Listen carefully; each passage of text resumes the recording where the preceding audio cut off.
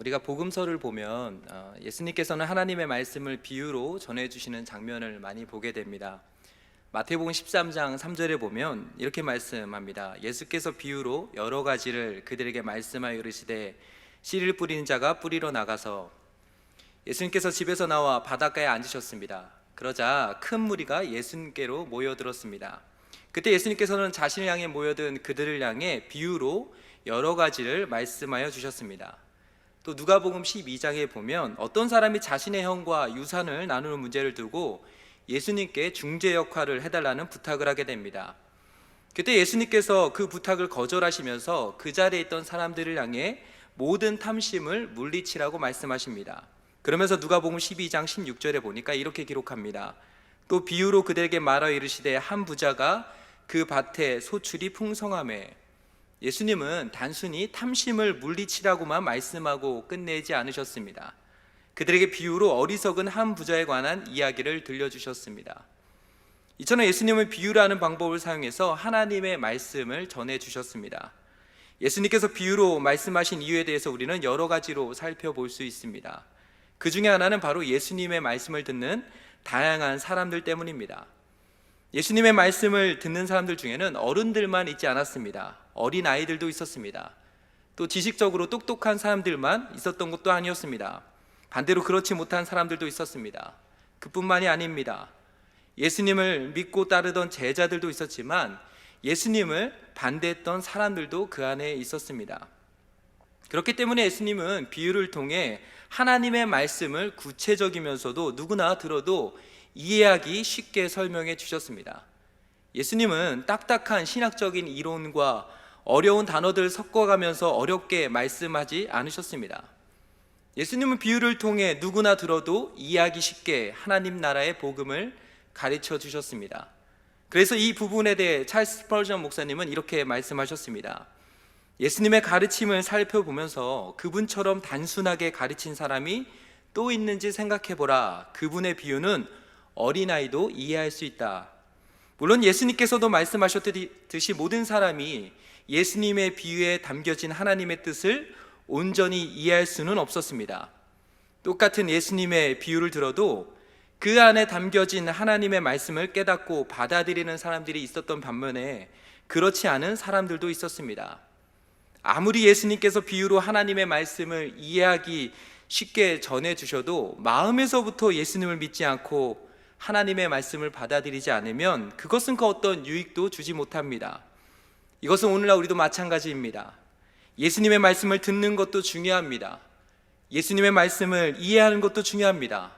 그러나 여기서 절대로 빠져서는 안 되는 것이 있습니다. 그것은 바로 믿고 순종하는 것입니다. 예수님의 말씀을 대할 때 우리는 그 말씀을 마음에서부터 믿어야 할 뿐만 아니라 우리의 삶에서 실제적으로 순종해야 합니다. 오늘 우리가 함께 읽은 본문 말씀도 보면 예수님께서는 제자들에게 비유를 통해 기도에 관한 메시지를 전해주고자 하셨습니다. 이것은 오늘 말씀을 듣는 저와 여러분에게 동일합니다. 우리는 이 비유의 말씀을 통해 오늘날 예수님을 믿고 따라가는 저와 여러분에게 주시는 기도에 관한 세 가지 메시지를 발견할 수 있습니다. 먼저 첫 번째, 주님이 우리에게 주시는 기도에 관한 메시지는 바로 항상 기도하라는 것입니다. 오늘 본문 1절 말씀입니다. 예수께서 그들에게 항상 기도하고 낙심하지 말아야 할 것을 비유로 말씀하여. 지금 예수님께서 비유로 이 말씀을 하시면서 그 이유와 목적에 대해 아주 분명하게 말씀해 주셨습니다. 먼저는 항상 기도하고입니다. 예수님이 이 비유의 말씀을 듣는 제자들이 항상 기도할 것을 원하셨습니다.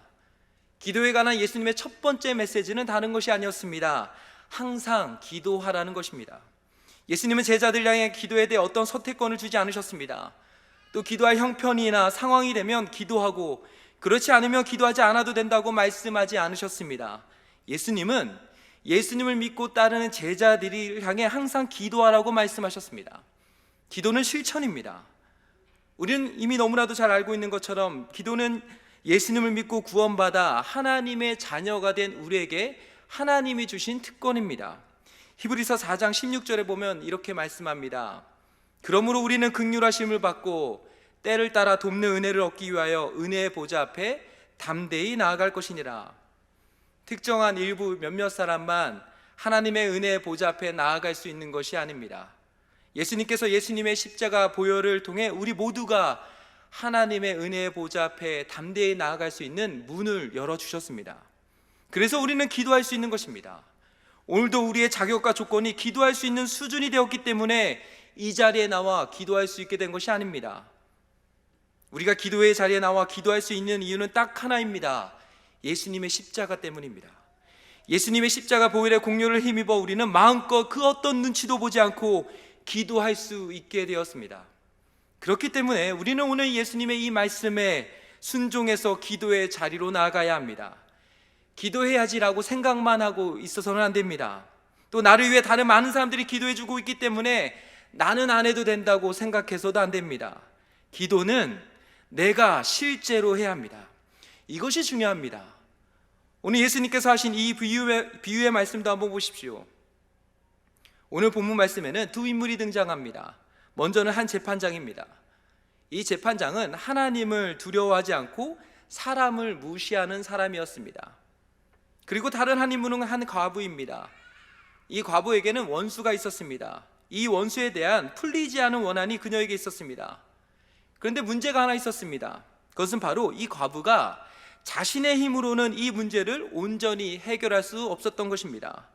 그래서 이 과부가 취한 행동이 무엇이었냐면 재판장에게 찾아가는 것이었습니다. 오늘 보면 3절 상반절에 보면 이렇게 기록하고 있습니다. 그 도시에 한 과부가 있어 자주 그에게 가서 내 원수에 대한 나의 원한을 풀어주소서 하되, 여기에 보니까 이 과부가 재판장을 자주 찾아갔다고 말씀합니다. 자주 찾아간 이유는 아주 간단했습니다. 내가 갖고 있던 원한을 좀 풀어달라는 것이었습니다. 물론 예수님께서 하신 이 비유에는 이 과부가 구체적으로 어떤 원한을 갖고 있었는지에 대해서는 정확하게 나와 있지 않습니다. 다만 5절에 보면 재판장이 이렇게 말합니다. 이 과부가 나를 번거롭게 하니 내가 그 원한을 풀어주리라. 그렇지 않으면 늘 와서 나를 괴롭게 하리라 하였느니라. 과부가 어떤 문제로 인해 어느 정도의 원한을 갖고 있었는지는 모르겠지만 한 가지 분명한 사실은 재판장은 충분히 이 문제를 풀어줄 수 있었다는 것입니다. 그런데 이 문제를 풀어주는 과정에 있어서 과부가 어떻게 했다고 말씀하고 있냐면 재판장에게 자주 찾아가서 그를 번거롭게 했다고 말합니다. 안 들어주면 늘 와서 나를 괴롭게 할 것이라는 생각이 재판장에게 들 정도로 계속 찾아갔다는 것입니다. 유진 피터슨 목사님이 쓰신 메시지 성경에 보면 5절을 이렇게 표현하셨습니다. 나는 하나님이 어떻게 생각하는지 전혀 관심도 없고 사람들의 생각은 더 말할 것도 없다. 그런데 이 과부가 끝까지 나를 귀찮게 할 텐데 뭔가 조치를 취해서 이 여자가 정당한 대우를 받도록 해주는 편이 차라리 낫겠다. 그러지 않으면 이 여자의 집요한 펀치에 내가 시퍼렇게 멍이 들고 말겠다. 지금 이 과부의 요청을 재판장이 들어준 이유는 딱 하나였습니다. 자신을 끝까지 귀찮게 할까 봐였습니다. 과부는 집요하게 재판장을 찾아갔습니다. 들어줄 때까지 계속해서 재판장을 직접 찾아갔습니다.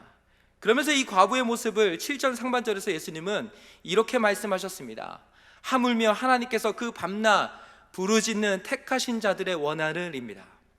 예수님은 집요하게 재판장을 찾아간 이 과부의 모습을 기도와 연결해서 한마디로 밤낮 부르짖는 택하신 자들이라고 말씀하셨습니다. 주 안에 사랑하는 여러분, 오늘 예수님은 이 과부의 모습을 통해 예수님을 믿고 따르는 예수님의 제자인 우리 모두에게 아주 분명하게 말씀하십니다.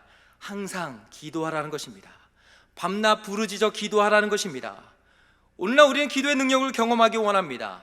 특히 새로운 한 해가 시작되면 우리는 하나님 앞에 여러 가지 기도 제목을 놓고 기도하면서 하나님께서 우리의 기도 제목에 응답해 주시길 바라고 소망합니다. 근데 우리가 기도의 능력을 경험하고 하나님이 주시는 기도의 응답을 온전히 받기 위해서 우리 편에서 필요한 가장 기본적인 모습이 하나 있다면 그것은 무엇입니까? 바로 기도의 자리를 찾아가는 것입니다. 과부가 재판장을 집요하게 찾아갔던 것처럼 우리도 기도의 자리를 집요하게 찾아가야 합니다. 밤이고 낮이고 기도의 자리로 우리의 발걸음을 옮겨야 합니다. 은혜 받으면 그 다음에 기도의 자리에 나아가는 것이 아닙니다. 문제가 해결되면 그때부터 감사해서 기도의 자리로 나아가는 것이 아닙니다. 문제가 있기 때문에 기도의 자리로 나아가는 것입니다. 문제가 해결되었기 때문에 기쁘고 감사해서 기도의 자리로 또 가는 것입니다. 집요하게 기도의 자리로 나아가서 하나님 앞에 부르짖어 기도하며 하나님의 은혜를 구하면 하나님께서 은혜를 주십니다. 한국교회가 짧은 기독교 역사에도 불구하고 큰 부흥을 이루며 하나님께 귀하게 쓰임받을 수 있었던 이유 중에 하나가 뭐냐면 바로 밤낮 부르짖어 기도했던 기도의 사람들이 있었기 때문입니다. 교회와 가정과 나라와 민족을 위해 기도원에서, 산에서, 교회 기도실에서 밤낮 부르짖어 눈물로 기도했던 기도의 사람들이 있었습니다. 그렇기 때문에 지금의 한국교회가 있는 것입니다. 따라서 오늘날 어렵고 힘든 시기를 지난 우리가 더욱더 붙잡고 또 의지하며 또 나아가야 될 그 끈이 무엇이냐면 바로 기도의 끈입니다. 항상 기도하라는 이 주님의 말씀에 우리 모두가 순종하는 것입니다. 주님의 은혜를 기대하고 사모하며 집요하게 기도의 자리로 나아가는 것입니다. 빈번하게 자주 계속해서 기도의 시간을 내 자신이 갖는 것입니다. 오늘 기도회 간에 우리 주님께서 주시는 첫 번째 메시지는 너무 단순합니다. 항상 기도하라는 것입니다. 집요하게 기도의 자리로 나아가라는 것입니다. 밤이고 낮이고 하나님의 은혜 보좌 앞에 나아가 부르짖어 기도하라는 것입니다. 소망하기는 2022년 올 한 해 저 여러분 모두가 날마다 기도의 자리를 찾고 기도의 시간을 지켜 순종함으로 기도를 통해 승리하는 우리의 삶과 가정 그리고 우리 교회가 되길 주님의 이름으로 축복합니다. 그런가 하면 두 번째로 오늘 예수님께서 이 비유의 말씀을 통해 기도에 관해 우리에게 주시는 메시지는 바로 항상 기도하되 낙심하지 말라는 것입니다. 오늘 본문의 1절 말씀을 다시 보면 이렇게 기록되어 있습니다. 예수께서 그들에게 항상 기도하고 낙심하지 말아야 할 것을 비유로 말씀하여. 여기에 보면 예수님께서 이 비유의 말씀을 하시면서 항상 기도하되 낙심하지 말라고 말씀하고 있습니다. 이 구절을 영어 성경으로 보면 낙심하지 말아야 된다는 이 표현을 give up이라는 단어를 사용해서 표현하고 있습니다. 그러니까 지금 이게 무슨 말이냐면 포기하지 말라는 것입니다. 기도 응답이 없다고 해서 낙심하거나 포기하지 말라는 것입니다. 기도의 능력을 경험하지 못했다고 해서 지치지 말라는 것입니다. 내가 원하는 대로 기도 응답을 받지 못했다고 해서 좌절하거나 실망하지 말라는 것입니다. 오늘 본문 4절에 보니까 이렇게 말씀합니다. 그가 얼마 동안 듣지 아니하다가 후에 속으로 생각하되 내가 하나님을 두려워하지 않고 사람을 무시하나.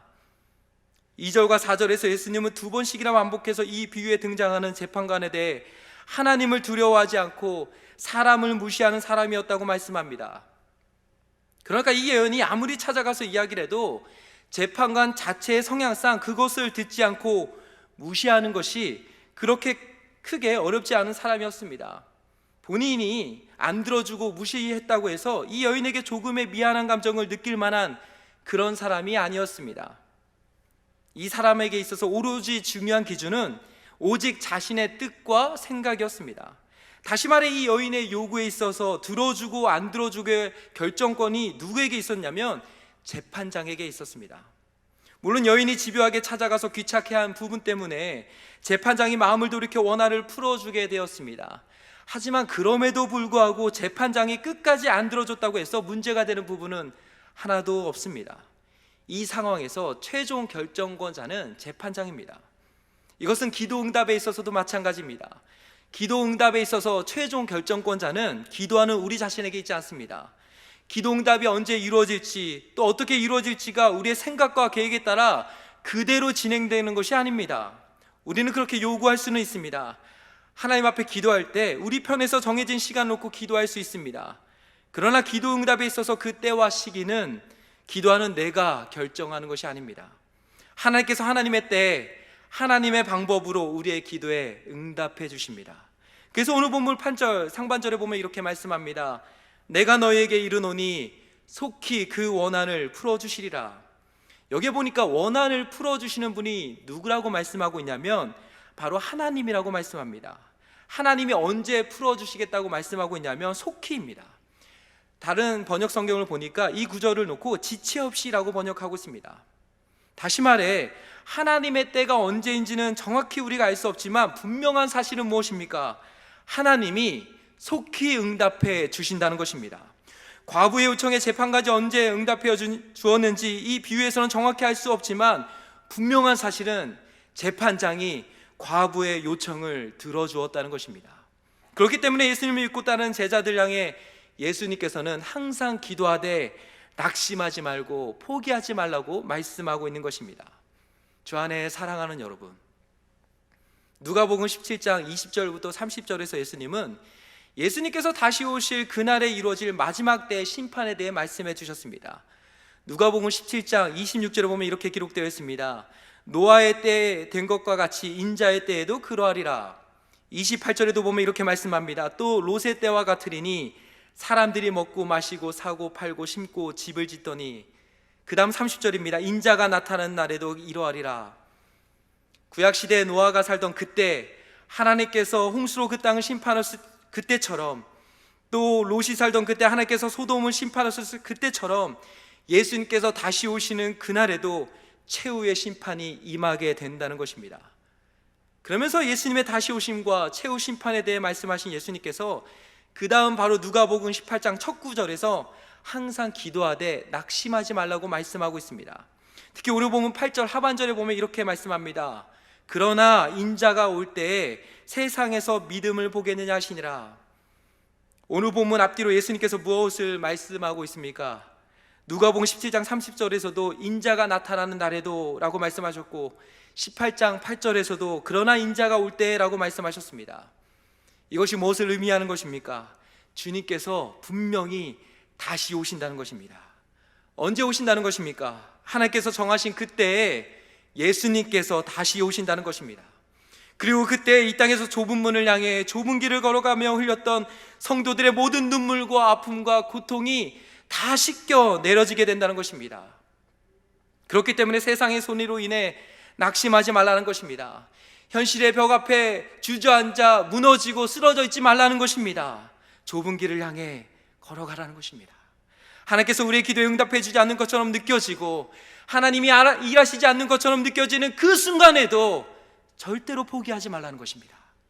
사실 기다림이라는 시간이 때로 우리에게는 너무 힘겨울 때가 있습니다.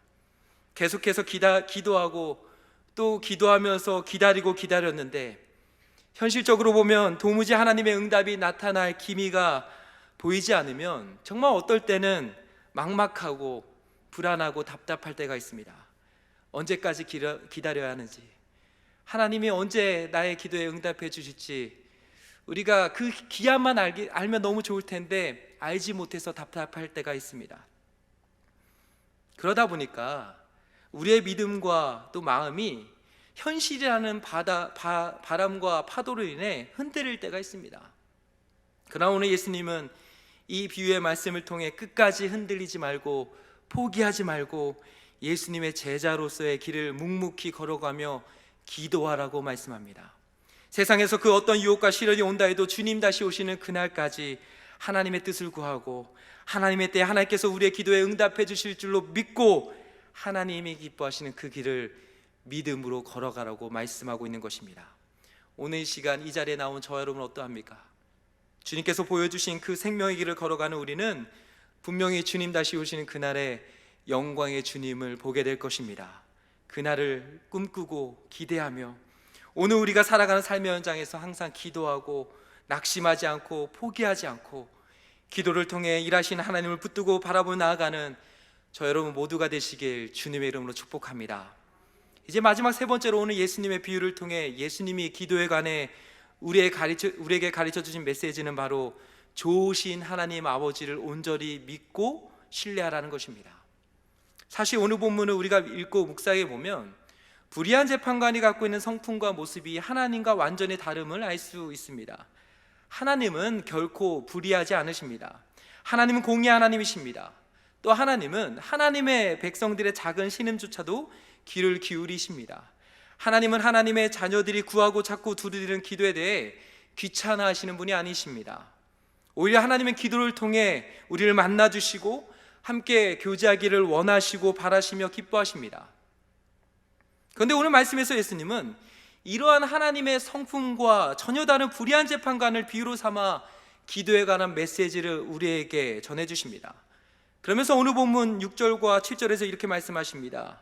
주께서 또 이르시되 불의한 재판장이 말한 것을 들으라. 하물며 하나님께서 그 밤낮 부르짖는 택하신 자들의 원한을 풀어주지 아니하시겠느냐? 그들에게 오래 참으시겠느냐? 지금 이게 무슨 말입니까? 5절에서 불의한 재판장이 한 말을 귀담아 들으라는 것입니다. 다시 말해 불의한 재판장도 끈질기고 집요하게 요청하면 귀찮아서라도 그 요청을 들어줄 텐데, 하물며 사랑과 공의의 하나님께서는 하나님의 자녀인 우리의 기도를 반드시 들어주시지 않겠느냐고 우리 주님께서 말씀하고 있는 것입니다. 우리가 잘 아는 마태복음 7장 9절부터 11절에 보면 예수님께서 이렇게 말씀하셨습니다. 너희 중에 누가 아들이 떡을 달라 하는데 돌을 주며 생선을 달라 하는데 뱀을 줄 사람이 있겠느냐? 너희가 악한 자라도 좋은 것으로 자식에게 줄 알거든 하물며 하늘에 계신 너희 아버지께서 구하는 자에게 좋은 것으로 주시지 않겠느냐? 저 안에 사랑하는 여러분, 이 말씀을 정말 믿으십니까? 우리 하나님은 하물며의 하나님이십니다. 우리 하나님은 어떤 분이십니까? 좋으신 하늘 아버지가 바로 저와 여러분의 하나님이십니다. 구하는 자에게 가장 좋은 것을 주시는 분이 바로 우리 하나님이십니다. 아무리 악한 자라도 자식에게는 좋은 것으로 주는 것을 알고, 아무리 불의한 재판장이라도 끈질기게 요청하는 여인의 요청을 들어주는데, 하물며 우리 좋으신 하나님 아버지께서 하나님이 너무 사랑하시는 하나님의 자녀인 우리가 구할 때 가장 좋은 곳으로 주시지 않겠느냐? 우리 주님께서 그렇게 말씀하고 있는 것입니다. 주 안에 사랑하는 여러분, 우리가 기도할 때 꼭 잊지 말아야 될 사실이 있습니다. 그것은 바로 우리의 기도를 들으시고 응답해 주시는 분이 좋으신 하나님 아버지라는 사실입니다. 우리 하나님은 하늘에 계신 좋으신 하나님 아버지이십니다. 하나님의 자녀인 우리에게 하나님께서 하나님 보시기에 가장 좋은 것을 주십니다. 따라서 우리는 이 좋으신 하나님 아버지를 끝까지 믿고 신뢰해야 합니다. 하나님이 반드시 우리에게 가장 좋은 것을 주실 줄로 믿고 기대하며 낙심하지 말고 항상 기도해야 합니다. 저는 소망하기로 오늘 이 자리가, 또 우리가 매일 기도할 때마다 그 기도의 자리가 좋으신 하나님 아버지를 만나는 은혜와 축복의 시간이 되길 주님의 이름으로 축복합니다. 이제 말씀을 맺겠습니다. 한국에서 고3이 되면 대부분의 학생들이 대학 입시를 준비하게 됩니다. 그래서 열심히 공부하게 됩니다. 제가 고3 때도 마찬가지였습니다.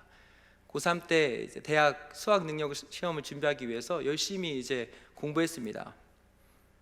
제가 기억하기로는 그나마 다행이었던 것은 저희 어머니께서 단 한 번도 학업에 대한, 또 성적에 대한 스트레스를 주지 않으셨습니다.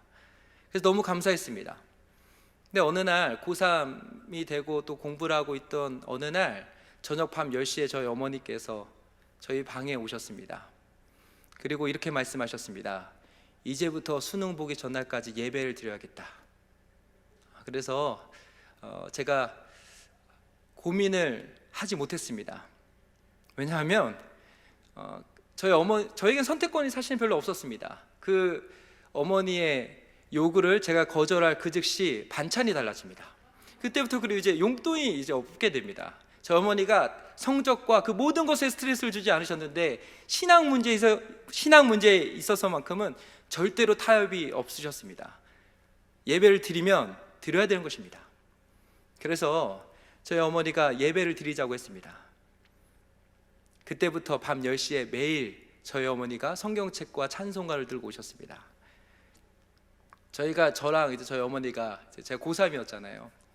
얼마나 예배 드리는 것이 참 이렇게 쉽지 않았겠습니까? 예배 순서가 이랬습니다. 같이 먼저 찬양을 하는 겁니다. 찬송가를 가지고 찬양을 하는 겁니다. 보통 우리가 가정 예배를 때 찬송가 한 장, 두 장 정도를 부르는데, 그때 저희 어머니께서 부흥회 또 목사님께서 은혜를 너무 많이 받으셔가지고 그때 그 당시 부흥사 목사님들이 이것을 가르쳐 주셨어요. 7이 완전수다. 그래가지고 가정 예배 때 찬송가를 7곡 불렀습니다. 여러분, 복음성가는 그래도 짧은 곡이 있잖아요. 찬송가 전부여 의지 없어서, 이런 찬송가, 그 크신 하나님의 사랑, 이거를 느리게 부르잖아요. 엄청 오래 걸립니다. 그리고 이제 제가 어렸을 때부터 기도원에 또 많이 따라다녔는데요, 빠른 찬양을 부르잖아요. 변찮은 주님의 이러면 박수를 이렇게 쳐야 됩니다. 변찮은 주님의, 이걸 제가 그렇게 쳐야 됩니다. 그렇게 7곡을 부르는 겁니다. 그 7곡을 다 부르면 그때 말씀을 한 장 이제 읽는 겁니다. 저와 저희 어머니가 한 절씩 돌아가면서 읽게 됩니다. 그리고 저에게 기도를 시킵니다. 가뜩이나 제가 아무리 모태신앙이지만 가뜩이나 그 고3 시절에 이 예배 드린 것 자체가 그렇게 탐탁치 않게 여겼던 제가 얼마나 길게 하겠습니까? 그래서 한 30초, 이제 1분 정도를 제가 기도합니다. 그러면 이제 그때부터 저희 어머니 타임이 시작됩니다. 저희 어머니께서 저를 안으세요. 그러면 이제 기도를 시작하십니다. 근데 딱 5분도 채 안 돼서 이렇게 저희 우세요. 제가 그렇게 잘못을 많이 하지 않았거든요. 그냥 평범하게 학교도 다니고 그렇게 나쁜 짓을 한 적이 별로 없었습니다. 저희 어머니가 저를 안고 우세요. 저는 그때부터 이제 속으로 시작되었다. 이제 그 기도가 1시간입니다. 그리고 그때 이제 영적으로 저희 어머니가 조금 더 필이 받으시면 2시간, 3시간, 4시간 이렇게 갑니다. 저는 자는 거예요. 자고 이제 어느 순간 이제 일어나면 이제 저희 어머니가 기도가 끝나고 이제 내려가세요. 저 안에 사랑하는 여러분, 저는 그때는 잘 몰랐습니다. 그 기도가 정말 나에게 힘이 될까? 다른 친구들은 다 공부하는데, 그렇게 대학 입시를 위해서 다른 엄마들은 다 그렇게 공부를 하기 위해서 다 서포트하는데 왜 우리 어머니는 나를 붙들고 그렇게 기도하는 것일까? 내가 그렇게 잘못한 것도 없는데 늘 저희 어머니가 이렇게 말씀하셨어요. 이 자녀 하나님 앞에 맡깁니다. 하나님, 나는 이 자녀에게 아무것도 해줄 것이 없습니다. 엄마로서 아무것도 해줄 것이 없습니다. 제가 살아오면서 많은 것들을 해주셨음에도 불구하고 늘 이렇게 얘기하셨어요. 아무것도 해줄 것이 없습니다. 하나님이 이 자녀를 지켜주십시오. 그때는 제가 그 기도가 그렇게 능력이 있는 줄 몰랐습니다. 그렇게 힘이 있는 줄 몰랐어요. 그러나 제가 이제 신대원을 들어가고 목사하면서 지금까지 오면서 그 기도가 저의 목회 자산이에요. 저는 이제 압니다. 부모님의 기도는 반드시 능력이 있습니다. 여러분, 오늘 자녀들을 위해서 기도하는 저희 부모님들의 기도, 남편을 위해서, 가족들을 위해서 기도하는 그 기도, 하나님이 반드시 응답해 주십니다. 그래서 하나님이 이렇게 말씀하신 거예요. 그래서 우리 주님께서 이렇게 말씀하신 것입니다. 항상 기도하라는 거예요. 낙심하지 말고 기도하라는 것입니다. 포기하지 말고 지치지 말고 기도하라는 것입니다. 왜 그렇습니까? 우리 하나님이 좋으신 하늘 아버지이시기 때문입니다. 오늘 저와 여러분 어떠합니까? 우리가 기도할 때 하나님께서 들어주시지 않는 것처럼 느껴지는 그 순간에도 우리 하나님은 일하고 계십니다. 그래서 하나님께서 하나님의 때에 하나님의 방법으로 반드시 우리의 기도에 응답해 주실 줄로 믿습니다. 2022년 올 한 해 하나님 앞에 우리가 기도의 자리를 늘 찾고 기도함으로 저와 여러분의 삶 가운데, 또 우리 가정 가운데, 교회 가운데 기도를 통해 일하시는 하나님의 놀라운 역사가 충만하게 나타나게 되길 주님의 이름으로 축복합니다. 이제 오늘 주신 말씀 붙들고 또 기도하기 전에 처음 찬양을 할 텐데요, 제가 참 좋아하는 찬양입니다. 제가 저 아이들과 같이 정말 많이 은혜를 받았던 찬양인데요, 이 찬양 가사에 보면 이런 가사가 있어요. 내가 겪는 시험이 어렵고 힘겨워도 내 주님보다 크지 않네. 여러분, 정말 그렇지 않습니까? 내가 겪는 시험과 문제가 아무리 커 보여도, 아무리 힘겨워도 우리 주님보다 그 문제가 크진 않습니다. 우리 주님은 위대하신 하나님이세요. 우리 주님은 전능하신 하나님이십니다. 우리 주님은 온 땅과 이 땅을 창조하신 창조주 하나님이십니다. 여러분, 근데 저는 그 뒤에 가사가 기가 막혀요. 내 앞에 바다가 갈라지지 않으면 주가 나로 바다 위로 걷게 하리. 여러분, 우리 하나님은 홍해를 갈라주실 수 있는 충분한 능력이 있으신 하나님이십니다. 그런데요, 만약에 홍해의 바다를 갈라주시지 않으면 우리 주님께서 우리를 향해 물 위를 걸어오라고 말씀하세요. 우리는 홍해가 갈라지기만을 바랍니다. 그렇게 기도 응답이 우리에게 주어지길 바라요. 그러나 우리 하나님이 홍해를 갈라주시는 그 순간에도 하나님은 우리를 향해 무리를 걸어오라고 말씀하십니다. 그래서 우리는 승리할 수 있는 거예요. 그래서 우리는 오늘도 이 기도의 자리에 나와 하나님의 은혜 보좌 앞에 나와 기도로 하나님을 만나고 하나님과 교제하며 날마다 승리하며 살아갈 수 있게 되는 것입니다. 이 찬양으로 우리 한번 함께 나아가도록 하겠습니다. 내게 허락하신 시련을 통해 나의 믿음 너무 강하게 자라나고 험한 산과 골짜기 지나는 동안 주께 더 가까이 나를 이끄시네. 내가 겪는 시험이 어렵고 힘겨워도 내 주님보다 크지 않네. 내 앞에 바다가